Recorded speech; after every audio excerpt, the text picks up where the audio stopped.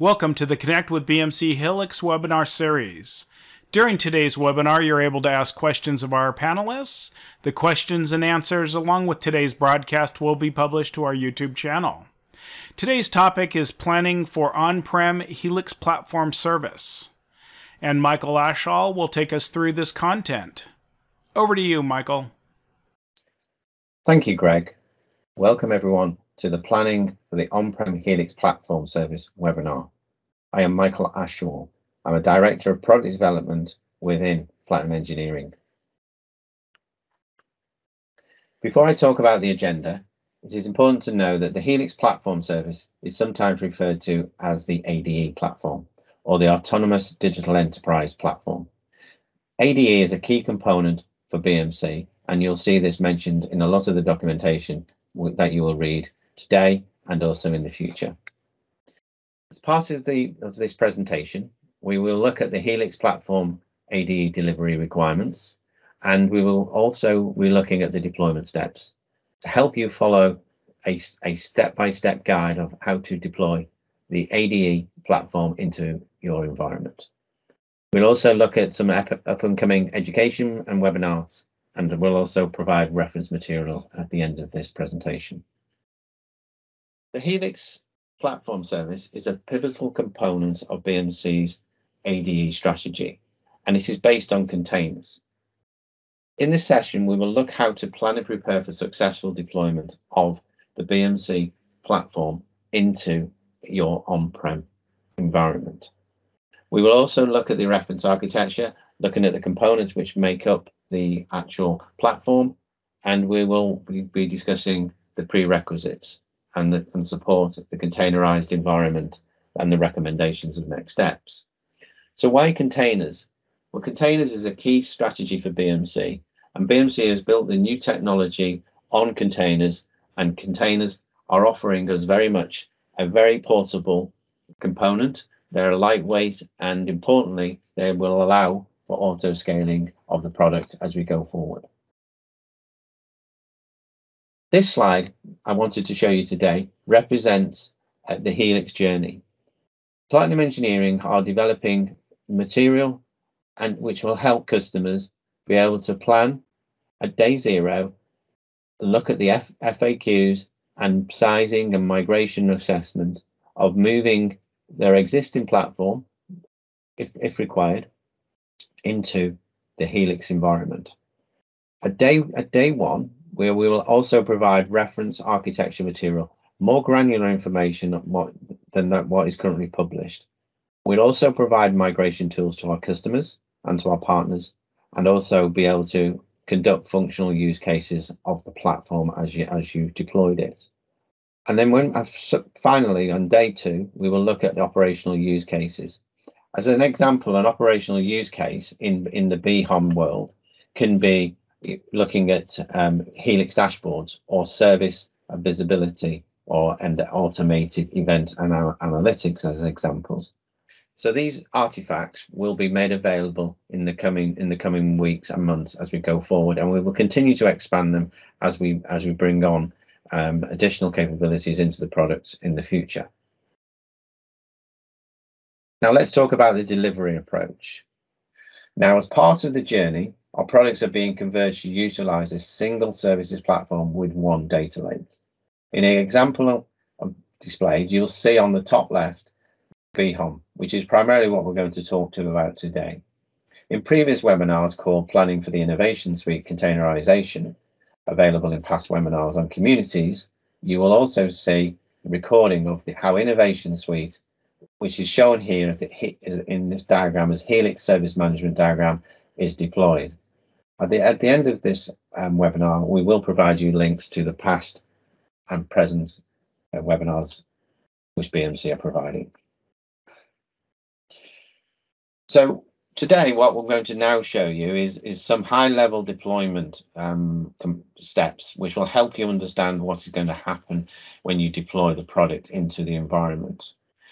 When BMC deploy, we will always deploy in 3 replicas, which basically provide you high availability.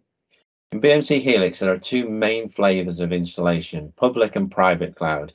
In both installations, the preferred method is just to stretch Kubernetes cluster, where the control plane master nodes and the data plane worker nodes are deployed across several availability zones or data centers within a region. A local front-end load balancer is used to provide clustering between the zones and handles the zone failure. There are some regions where only 2 availability zones are available. In these regions, we recommended a replicate cluster instead of a stretch cluster. So firstly, let me talk about the actual platform itself. Okay. On the left-hand side of this diagram, you will see that your user access. The user access comes in through the DNS, the load balancer, into the ingress controller, and then into the Kubernetes service, which is being deployed by the customer. The Kubernetes service, this can be Kubernetes 1.18, or it can be OpenShift 4.6. In the future, we will be providing support for additional versions of OpenShift, Kubernetes, Tanzu, as some examples. Now, in the center, what you'll see is the Kubernetes service. We expect that the service is being deployed before we come to install the product. On the right-hand side of here, you'll see two storage devices. One is block storage, which PVC, and the secondly is NFS. At this stage for deployment, we require a small NFS component. In the future, that may be removed into the block storage. But at this stage, for this version of the product at 21.05, then you will need NFS. Now, in order to download the product, what you'll have is a harbor or a local registry. BMC have documented the harbor and have provided information of how to download and how to configure this to be able to connect to the BMC DTR.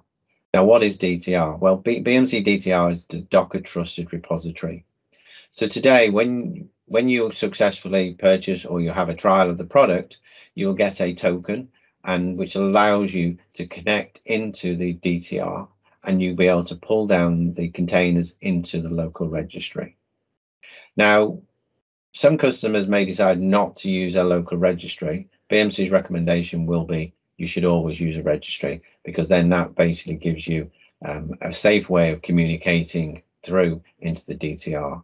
Now, for customers who've got zones which are actually air-gapped, then you can we have documentation around air-gap connections to our BMC Docker repository. But when you connect into the DTR, then all the BMC software is then pulled down into the local harbor and made available for the next step to come shortly. The third component is the BMC Helix Discovery Appliance. Within BHOM on-prem, we are requiring Helix Discovery Appliance to be available and installed prior to commencement of the installation. Now, if you don't have a license of Discovery, BMC still require the appliance to be deployed, and it is utilized by BMC Helix Operations Management for dynamic service models as an example, but it's used to store data. Now, if you have a license and you've already got a Discovery deployed, then you can actually use that, and we would recommend that you do use it, and it just needs to be on the same version as 21.05 or greater, which offers functionality either to BHOM or to continue with your existing Discovery requirements. It's important to note that all of this information is documented. Now, when we come to do the installation, what happens is you'll see we have a deployment manager. The deployment manager then deploys the software into the Kubernetes cluster, and the products are all deployed for you. Okay. What you'll notice on the right-hand side is the connection is now made to the Discovery, and the Discovery appliance becomes an integral part of the Kubernetes cluster. Okay. Now let me talk a bit more in depth about what is in the cluster itself. Okay. Now in this diagram, I'll go from as I say, on the left-hand side, you will see the BMC DTR, the Harbor Repository, and the Deployment Manager. All of these items of which I've showed you on the previous slide. But if I look at the top layer, the feature layer, what you'll see is the Helix platform. Okay, the Helix Operations Management, or the AIOps. And that's the products that you will be using as part of the deployment, as an example. Now, at the platform layer, we have different number of services which consume metrics. We have a SSO. In this case, it's Helix SSO, or for some customers that they've previously known that as Remedy SSO. But we use that as part of the identity management system, or the IMS, and also part of the tenant management. But you'll see at the platform there are a number of services that are being offered to the BHOM at the feature layer. Also, you'll see on the right hand side intelligent integrations and Grafana. And Grafana is being used for the reporting of the data which is being consumed into the platform. Now, the data lake at this stage, we're running a number of different services, and I'll explain each one of these shortly. But you'll see here that we've got Kafka, Zookeeper, Postgres, Elasticsearch, Redress, Victoria Metrics, and Cassandra, and Mini.io. I will note that in future there is probably a likelihood that the Cassandra is going to be taken out and replaced by the Postgres database, which is shown in here as well. So there's a merging of some of the components to make it easier for customers and ourselves to have a standard deployment. Now let's just talk about each of the components which I've shown you. Now, the tenant management system offers a common service to manage tenants and services, including the tenant activation and provisioning. The activation is a key element of when you deploy the product for the very first time. You actually receive an email, which is the activation email. Allows you to log in and then be able to then hand over additional user names and passwords once you've created them to users to be able to log into the product. The IMS, which is the identity management system, again forms part of the whole management of the user and the RBAC, and the single sign-on is a key element of that as well. So this is really around the common services, these three first components. Now, the metric store, for customers who are going to be bringing in a lot of metric data, then the metric data is stored in the time series database data store, being Victoria Metrics. In this sense, we're responsible for converting the received metric data into generic format and populate in some other Kafka topics, so other services like anomaly detection consume it. So the metric store is an area that is consuming data and allows us then to use capabilities like machine learning, abnormality detection, etc.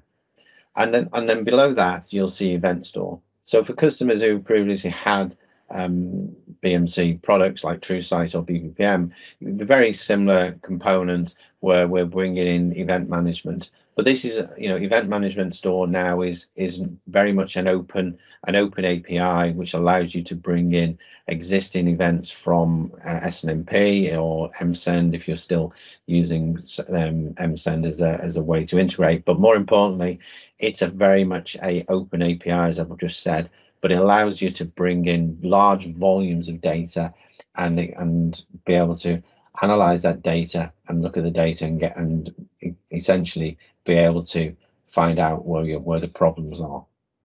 Now, if we go to the next slide, as I said previously, dashboards is being offered by Grafana. So Grafana was one of the services on the previous slide, but we're using this as a visualization of the data which is being consumed within BHOM ADE, and that can be used for visualization of event data and metric data. Now, intelligent integration is really a framework that allows integration of pipelines and configurations used to read data from third-party solutions and send data into Helix. So if you're not using some of the BMC products, then we know that customers would benefit from having intelligent integration data being pumped into BHOM. Okay, and therefore we've allowed and built an integration which allows us to bring in third-party data, and we can use that as part of our solutions to you. Then underneath that you have intelligent automation. Now the intelligent automation allows you to do executions, workflows and automation. So I classify this as outbound, where the intelligent integration is actually bringing in data. Okay, it does allow you then to be able to create automation workflows. A key element today is automation. Automation is very much something that BMC is working on hard with our customers to ensure that automation it can be built into the products and therefore remove a lot of the manual labor intensive work that can actually now be done by machine learning. And underneath, finally on this particular slide, we've got log. So log analytics is a component built into the deployment. And I would mention that when you deploy the product, everything gets deployed in as one installation. You don't have to go back and reinstall log analytics. Log analytics is installed as part of the first installation, and that will allow you to do collection of unstructured logs, and you'll be able to apply a structure to them logs and be able to easily more analyze them. At the data lake level, I mentioned earlier, there are a number of components. Zookeeper, well, that's the messaging service used for asynchronous communication to ingest queries, but it doesn't actually doesn't store anything. We're bringing in data into the environment using the Kafka bus. Now, Postgres is used for the structured data across the platform and product. The Elasticsearch itself is used to ingest events and logs. So you can see here where the data is now being pulled into the platform itself. Redress is used for ephemeral cache data, i.e. for patrol, ES or session connections. And Victoria metrics, as mentioned earlier on the slide, is used for some time series metrics and aggregation. Cassandra is used for event schema. As I said previously, that Cassandra in later versions is likely to be removed, and we're going to be using the event schema is going to be pushed into the Postgres database at the top. The Mini IO offers you S3 compatible object storage, and DSM again is the dynamic service modeling. Now DSM is actually referred to in some cases as the discovery appliance. So there's a cross terminology as well. So just watch out for that, because a discovery appliance or a DSM appliance are actually the same thing.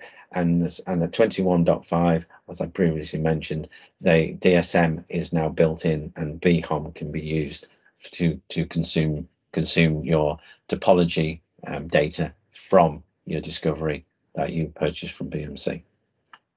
Now on the requirements, let me talk about the requirements here. The BMC has documented the requirements and they are available online. For the purpose of this webinar, I've extracted at this point in time.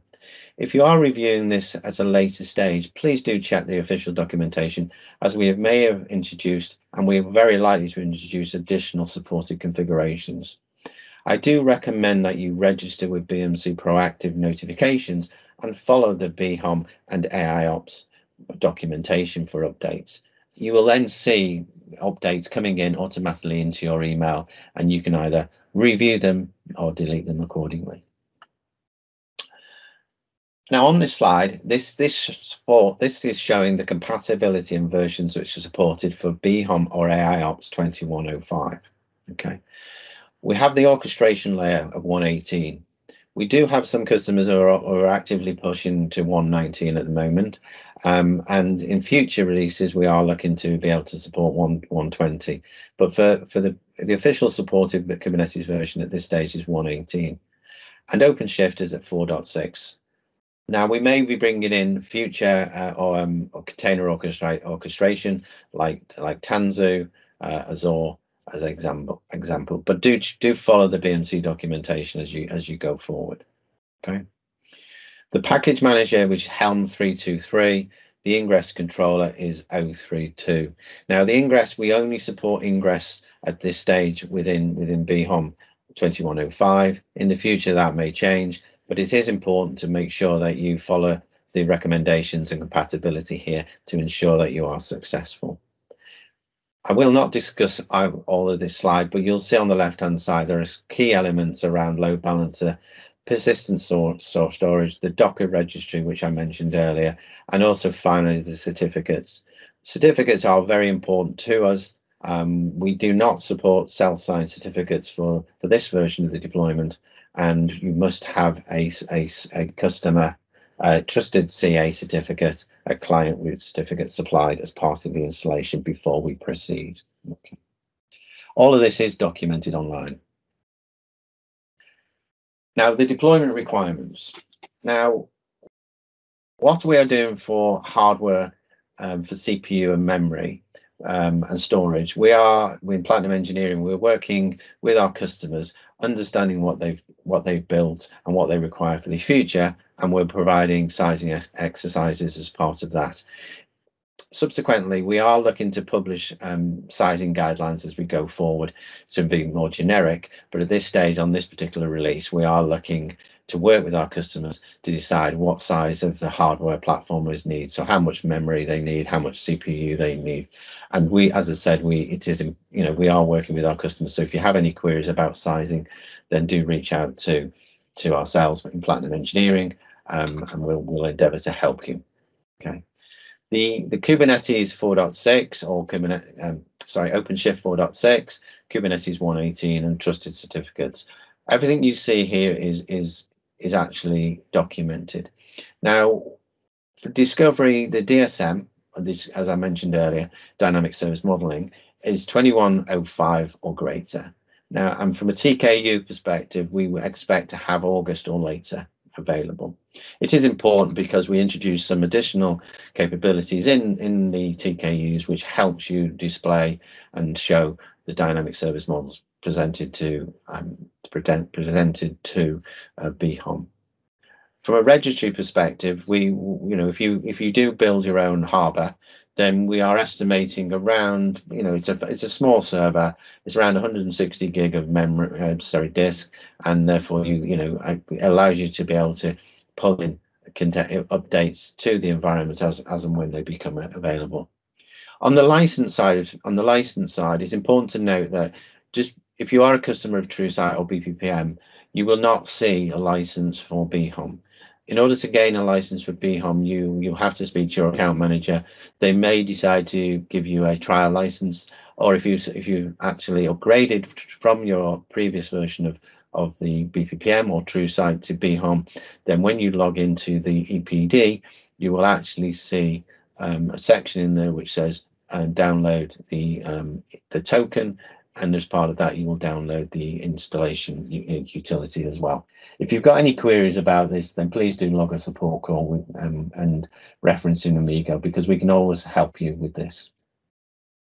Now, from a discovery perspective, and as I said, dynamic discovery or DSM appliance, we're not asking to change the deployment that you've currently got, but if you do have an environment, then we would make sure that it's important to make sure that the environment that you've deployed for discovery has actually been deployed in high availability.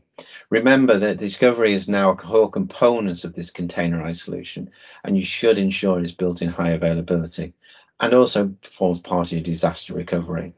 It is, ensuring that you've got high availability within this will ensure you've got service continuity.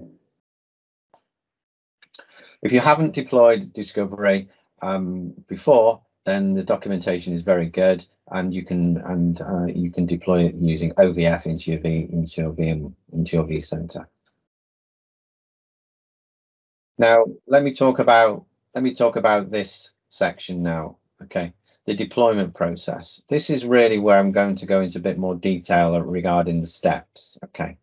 Now, this first step, there's 6 steps which I'm going to talk to today.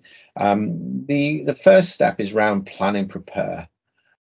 As I said earlier, we have day 0 documentation to help you plan and prepare your environment, to understand whether or not you're going to use Kubernetes, or you may decide to use Rancher, you may decide to use other other solutions, but again, we would be discussing this with yourselves. And we might be deciding to say, okay, we're going to build in a proof of concept. Proof of concept is likely to be a single replica because you don't need a full HA environment. But you will be looking to say, well, okay, we need a small, medium, or large. But it's all about understanding what's going to be deployed.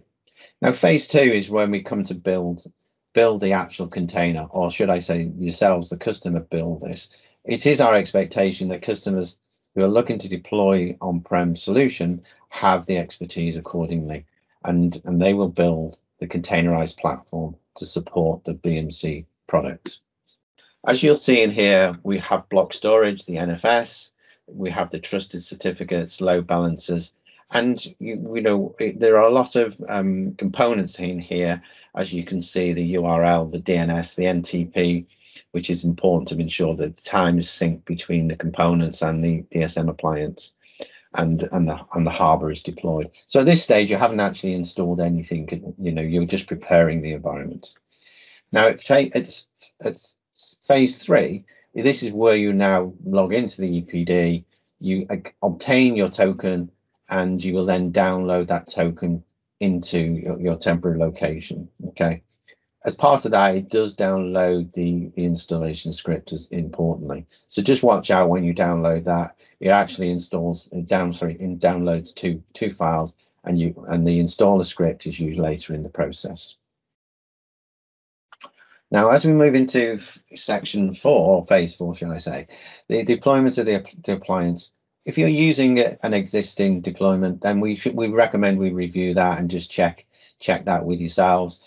Anything you do, we do recommend you do snapshots, so you can revert back should anything not go in a smooth manner, which should be unlikely. If you're not a BMC Discovery customer, then we will still expect you to download and deploy. As I said, it's utilized as part of the dynamic service modeling and the part of the service management or AIOps play, which deliverables that BMC deliver. Okay. Now, deployment, phase 5. At this stage, we then go in and configure the configuration files. In the configuration files, we talk about who is going to be the user, who receives the first email, how is the storage provisioned and presented to the Kubernetes environment, where does the NFS live. It's all about setting up the environment and preparing it. And again, this is documented. And if there are any questions, then please do log a support call. What happens? You run the installation, and then the installation will pull the containers through Helm charts into the Kubernetes environment, and the installation will complete successfully. If the installation, or sorry, should I say, when the installation completes successfully, then the admin user who you set within the configuration will receive an email. At that stage, you can then start to access the product. Now, once the product has been deployed, you'll then want to start looking at consuming data. If you may decide to use a forward proxy. So patrol agents today, we expect that you should be using the 2102.0.0.04. It's important that has some updates to it, which are key for BMC Helix operations management. So again, if you've got any questions regarding how to connect a patrol agent into BHOM, then please reach out or read the documentation. It's important to know that the patrol agent, if you are a TSOM customer and you're looking to upgrade to BHOM, the agent itself actually is multifunctional. It can connect to a TSOM environment, and then you can actually switch it to BHOM. You can't connect to both simultaneously, but you can move it from one to the other by a simple configuration change, which is good news. So you can start to plan and prepare your environment before you actually get to deploy the platform itself. Now, if you do run into trouble, we do have some sections within the documentation which is outlined in here. It's important to note that as we're building building out the products and understanding that if customers run into questions or troubleshooting or not understanding, because our documentation is not as clear as it should be, then it's important to to reach out and look at the error messages, look at the logs that we provide, and subsequently, if you can't resolve it, then please do not hesitate to log a support call. Now, let me just talk about planning, use case planning. It's a key element, and it's a theme that I always talk about to customers today. So in this diagram, I'm just going to talk to you about planning for success. Okay. Now, I always treat this as firstly as the real the start of the process. The data ingestion. We are looking at bringing in existing data sources, but you may have other data sources from other components, other third-party tooling that you may wish to bring in. You can bring in performance metrics, event data, log data, or other intelligent integrations, as I mentioned earlier, regarding third-party integration or third-party products. So you're looking at what products you want to, what data sources you would like to ingest into the BMC Home platform. Then on the right-hand side, we should be looking at use cases. We're looking to bring in data ingested into the platform, but there has to be a reason we're bringing it in. It could be that you want to look at reducing the event noise. You're looking at real-time event correlation, incident correlation. You may be wanting to use predictive problem management. There will be a number of use cases. These are just some examples that I've put together for yourselves, and we can work with yourselves, or you have particular business requirements, and these are the deliverables as you start to work through the process. Once we understand the use cases, then the platform can be designed and built. And the design of the architecture and the platform, again, is key, because it's important to know that, if we're going to be bringing in data into the environment is sized accordingly, it's built correctly, it's fully high availability, as I've just said earlier, and it's consuming data. And then the output of that is obviously to deliver the use cases. So it's a three-stage phase of delivery approach of success. But getting your preparation right is key in order to be able to get quick value realization. Now, from an education perspective, customers do ask us what education is needed. Okay, there are many components that make up BMC Helix, and I've shown Kubernetes at a high level and also OpenShift because they are the two supported platforms which we support for 2105.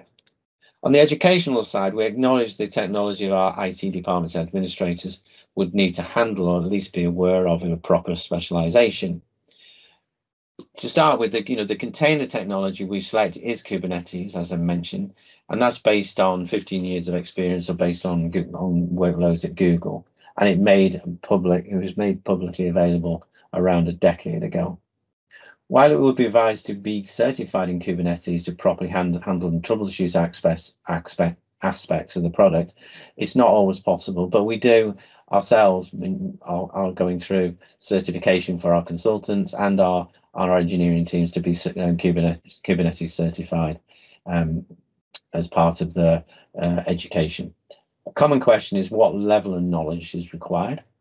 Hands-on experience is required, because it's important for us not to be for yourselves to be very proficient in running your environment, understanding your controller nodes, your worker nodes, your PVC, how your ingress load balancers are built, your URL construct, etc.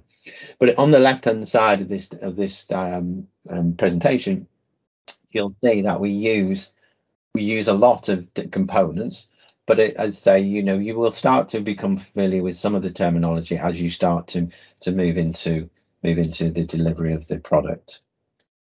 Now, education is a key theme for us, and for for ourselves. We go through the education material like our customers, and we've built out a comprehensive education subscription as we go forward. Each of these are modular, and it's important to, you can take and you don't have to spend 5 days now in a work in training. You can come in, do a 30-minute WBT course, and then move on to continue your work and then go back. As part of the educational subscription, we have provide free self-paced training. But it's obviously, as you want to then start to gain more essential knowledge of the products, we do have training and certification depending on 1 to 5 days, and it is instructor led, and it can be self-paced as well. And you can see in here you can use 1 to 5 LPCs as you go forward. And then the ultimate really is where you've been through absolutely everything to do with the subscription. And some of the subscription, as I say, is you may decide to subscribe to Helix Innovation Suite, you may subscribe to BMC Operations Management, but it is ultimately a way of educating customers as they go forward. And ultimately, we're looking to ensure that the cost of education is reduced for customers. We have looked at the cost, and we have calculated we're getting 80% savings. We are looking at unlimited access for courses and exams, and all new courses and updates are included. So we are now updating the education more frequently, and so it's important you will register, you will see new courses coming online as part of the journey that the education department. But it's a key part of what we're doing as a company to make sure you get value from the education, and it's also you're able to take the education accordingly. As you can see here, we have a number of webinars coming now. Today, I've not talked about migration, but migration is a key theme for us of moving customers from TrueSight into BHOM. And my colleague Martin Tauber will be presenting this on later in October, and we will then subsequently follow that with some additional insights around BHOM itself, and also around integration of BHCO. So you can see in here there's going to be a number of key webinars coming up, and it's and I'm sure you would benefit from attending these, as you hopefully have done from this one today.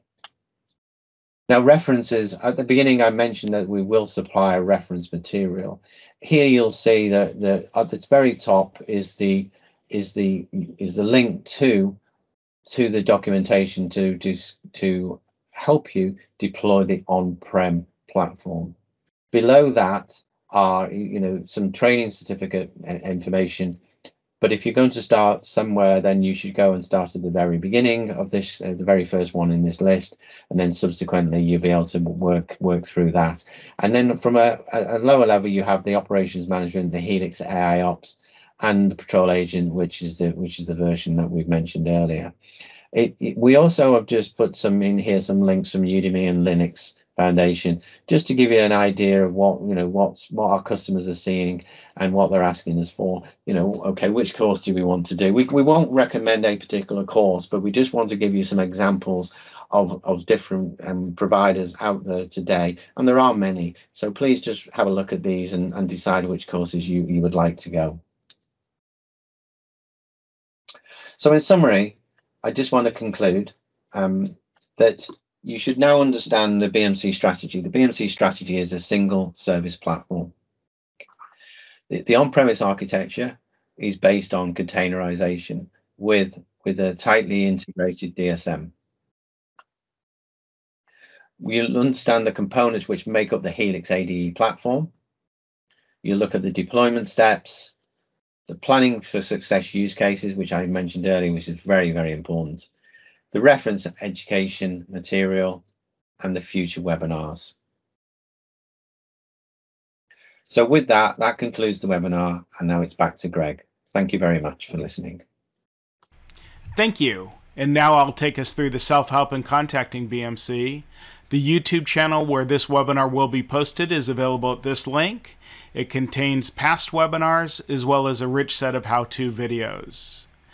The Connect with TrueSight webinar schedule that contains future webinars as well as our past webinars is available at this communities link.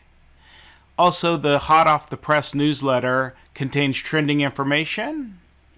And to contact technical support via web, phone, email, as well as these social channels are available through these links. That will conclude our session today. Thank you for attending.